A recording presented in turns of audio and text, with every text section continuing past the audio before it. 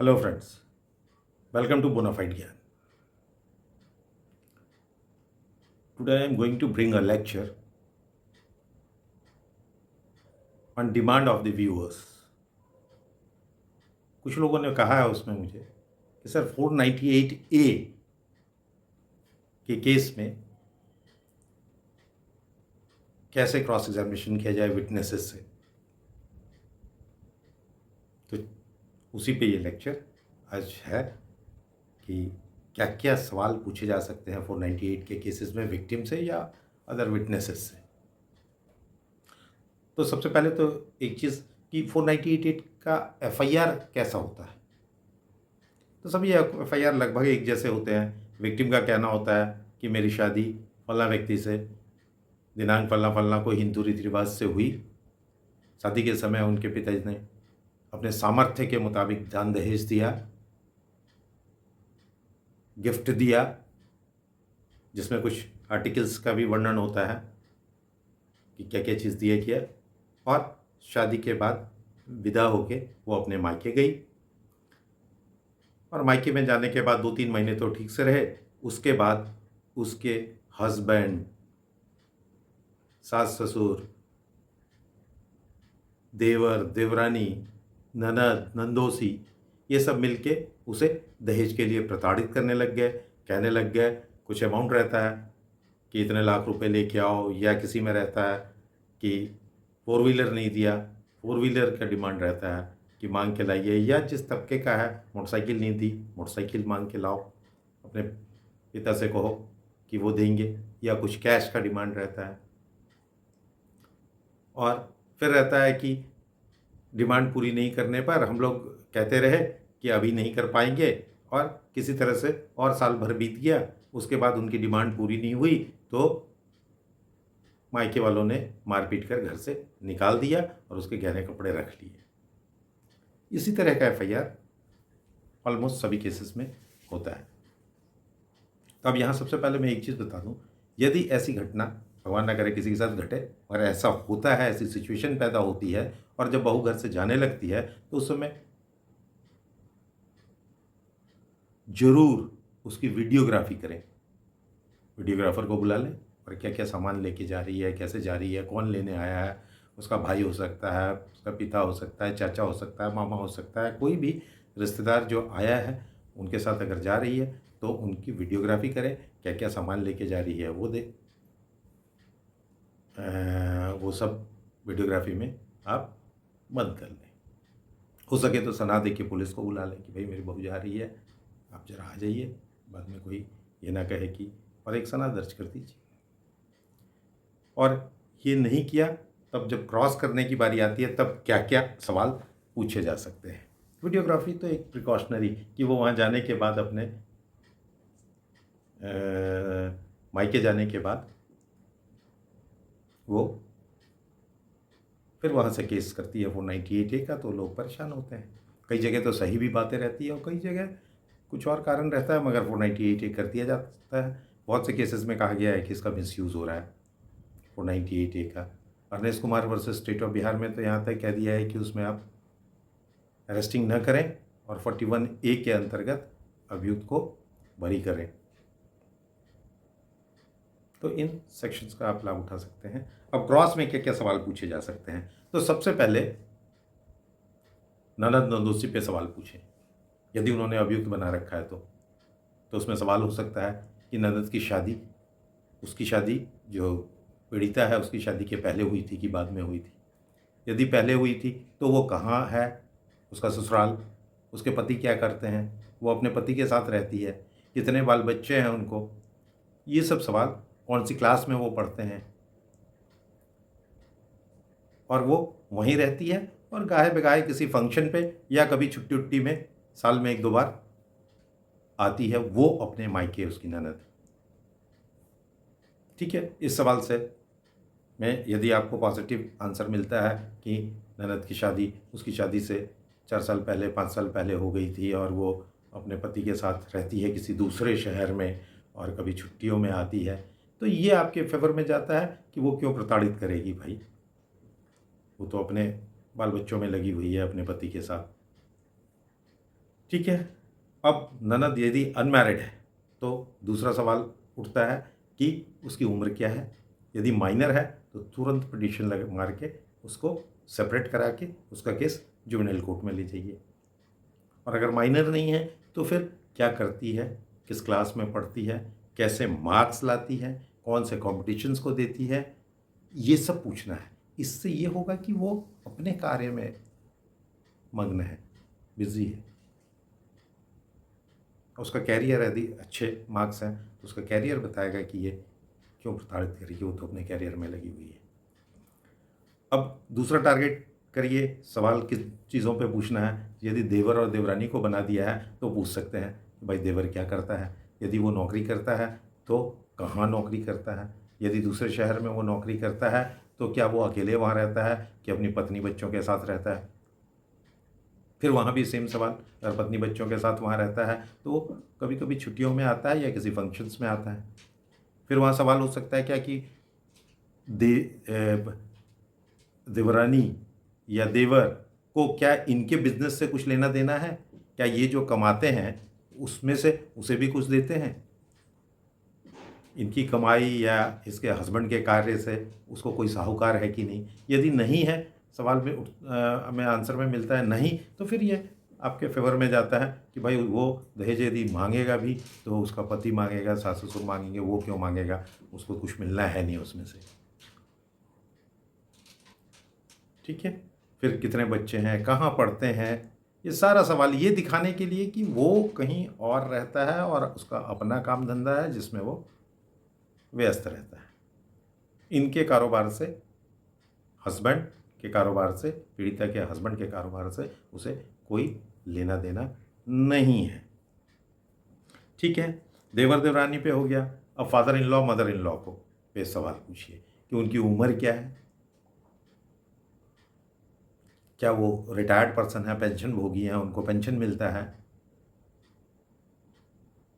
और एक बहुत इंपॉर्टेंट सवाल हो सकता है, यदि भाइयों के बीच में और पिता के बीच में सेपरेशन हो गया है, बंटवारा हो गया है, तो ये सवाल तो ज़रूर पूछे। यदि कोई डॉक्यूमेंट्री एविडेंस है तो ज़रूर लाएं ऑन रिकॉर्ड कि साहब आज से 5 साल पहले इन लोगों के बीच में बंटवारा हो गया है, या 2 साल पहले बंटवारा हो गया है, या 6 महीने पहले बंटवारा हो गया है। ये सब अलग अलग रहते हैं, सबका अलग अलग खाना पीना बनता है, सबका अलग अलग कारोबार है।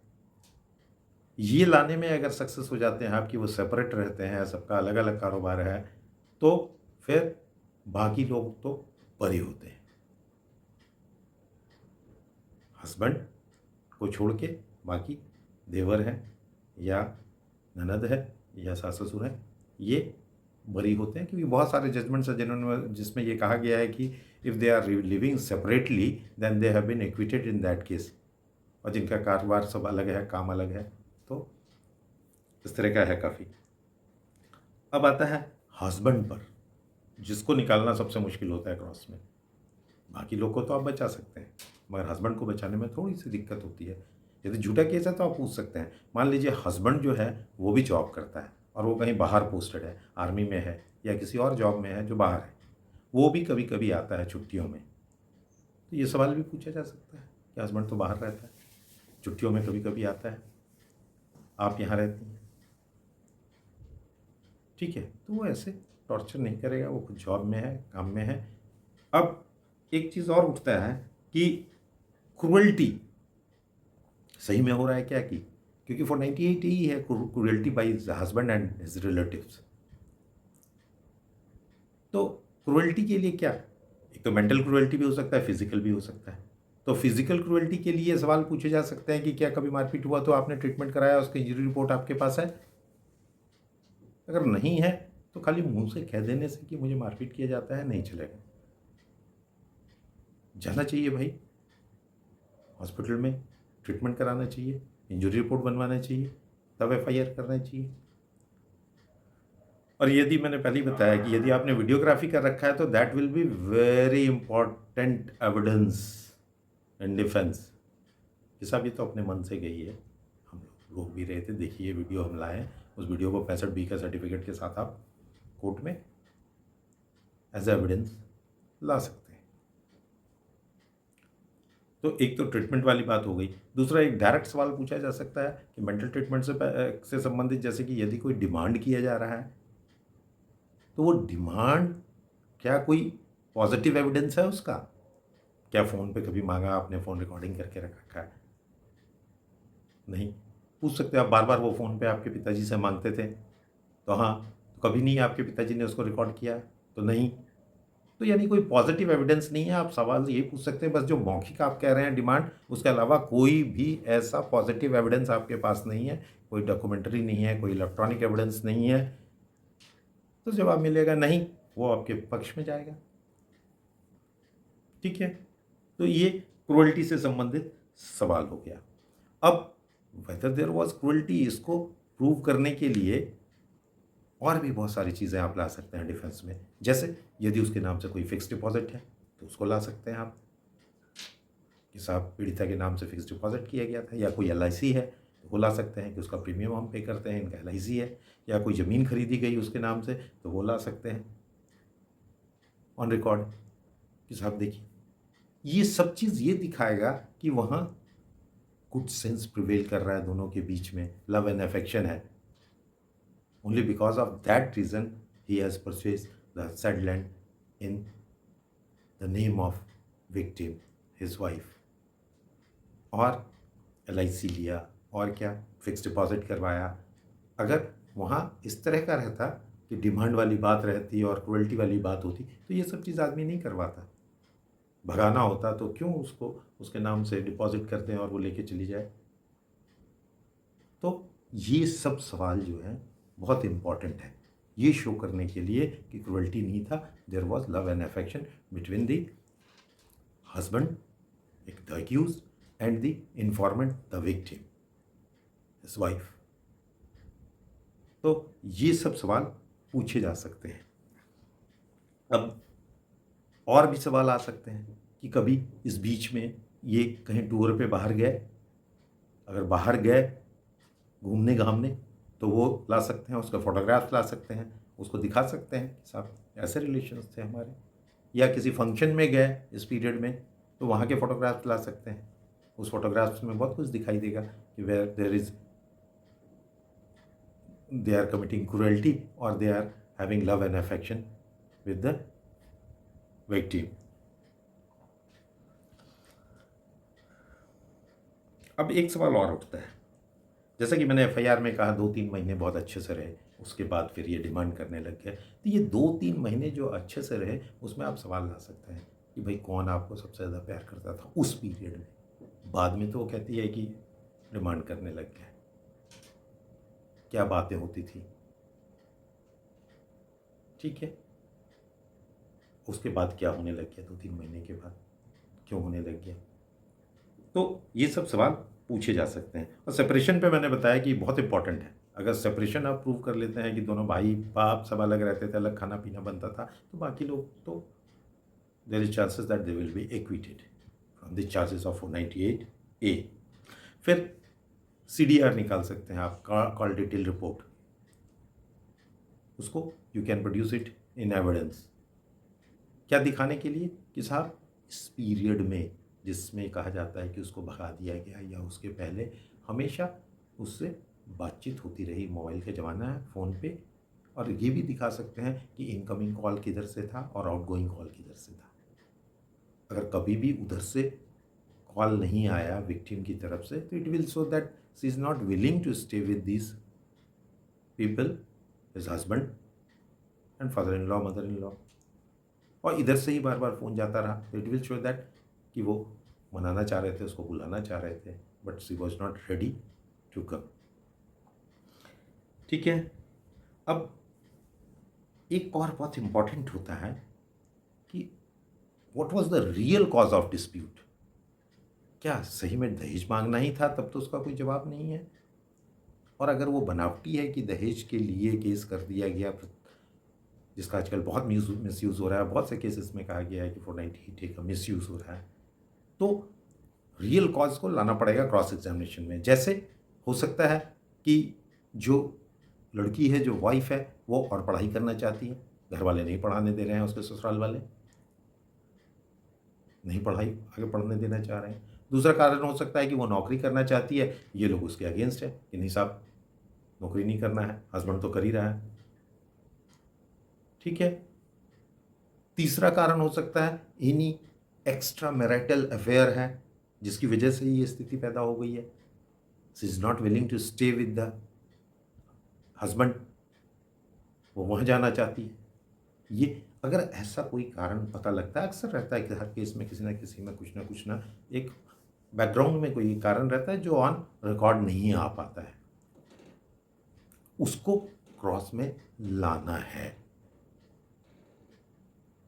कि फिर एक चीज़ और ला सकते हैं आप क्रॉस में, यदि विक्टिम या इन्फॉर्मेंट जो है, वाइफ जो है, she belongs to a higher family और हस्बैंड एक लोअर फैमिली से बिलोंग करते हैं, middle class lower class family से, तो सुख सुविधाओं पे सवाल पूछा जा सकता है कि भाई आपके जो मायके में है वहाँ एसी लगा है, यहाँ ससुराल में एसी नहीं है। फिर पूछा जा सकता है कि वहाँ आपके घर में 4 व्हीलर है, कहीं जाना है तो वहाँ से जाते आते थे, यहाँ 4 व्हीलर नहीं है, यहाँ बाइक है सिर्फ। मतलब वो दिखा सकते हैं आप डिफरेंस कि इस कारण से भी वो यहाँ नहीं रहना चाहती है, न कि वहाँ दहेज की मांग की जा रही है। दोनों फैमिली के बीच में ये डिफरेंस है। वहाँ बढ़िया घर है, यहाँ छोटा घर है, यहाँ उस घर में कई लोग रहने वाले हैं, वहाँ कम लोग रहने वाले थे, वहाँ घर में नौकर चाकर थे उसके मायके में, यहाँ नौकर चाकर नहीं है, खुद सब काम करना पड़ता है। ये सब फैक्ट्स को ऑन रिकॉर्ड ला के आप कह सकते हैं कि due to this reason she is not willing to stay at his ससुराल। तो हर केस का अलग अलग हो सकता है क्रॉस एग्जामिनेशन, मगर लाइन ऑफ एक्शन यही होगा। तो जैसा कि मैंने बताया, ननद है, नंदोसी है, सबको फंसा देते हैं आजकल, सारे रिलेटिव्स को, देवर है, देवरानी है, इन सबको तो आप जो मैंने क्रॉस बताया इसके जरिए बचा सकते हैं यदि उनको गलत फंसाया गया है तो। अब लास्टली एक सवाल और उठता है कि is there any chance of compromise. अगर कॉम्प्रोमाइज के कोई चांसेस है तो उस पर भी आप सवाल पूछ सकते हैं कि भाई the accused, his husband is willing to keep her with him with dignity, is she ready to come there. If she denies कि नो हम नहीं जाएंगे वहाँ, then it again goes in favor of the accused। चाहे तो court bond करके उसके साथ भेज दे, वो रखे और फिर भी वो रहना नहीं चाह रही है, नहीं साहब हम नहीं रहेंगे विदाउट एनी रीजन, तो this again goes in favour of accused। You can save your client if he has been falsely implicated in a case of 498A। और भी बहुत से कारण हो सकते हैं। थोड़ा जैसे आप सेक्सुअल रिलेशन पे भी पूछ सकते हैं कि कैसा है सेक्सुअल रिलेशंस। अगर कई बार डिवोर्स हुआ है, एक्सेसिव सेक्सुअल डिमांड पे, या